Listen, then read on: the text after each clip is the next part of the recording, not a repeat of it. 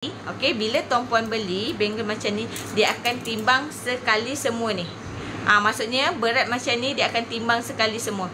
Maksudnya dia termasuklah kat sini dia ada dawai. Okey, dia nak bentuk ni. Kan dia nak bentuk ni, dia ada dawai kat dalam. So, bila tuan puan nak beli, dia akan timbang satu ni semua. Okey, dia akan timbang semua. Dia akan kira harga besi dalam ni. Okey, dawai dalam ni. Tapi bila tuan puan nak jual, okey, kalau design bangle macam ni, bila tuan puan nak jual, dia akan keluarkan besi-besi kat sini, baru dia timbang balik tuan puan. Walaupun ada yang cakap, alah tak apalah, 0.2% je, 0.2 gram je, ataupun 0.01 gram je. Tapi tuan puan, itu pun duit. Tu pun duit tuan puan, dah rugi, nampak tak? Bila kita beli, dia include sekali dengan besi. Bila nak jual, dia buang besi tu tuan puan. Bila nak beli, dia ada kos upah. Bila nak jual, tak ada kos upah.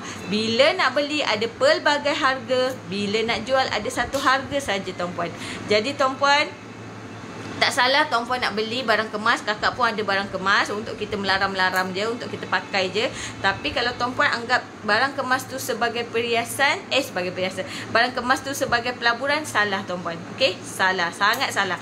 Kalau emas macam ni, maksudnya emas 99 ni tuan puan, kalau tuan puan ambil masa dalam 1-2 tahun atau 2 tahun ke atas lah, tuan puan akan nampak keuntungan berganda. Kan, kalau barang kemas tadi ni tuan puan, okey, kalau barang kemas ni tadi tuan puan ambil masa berkali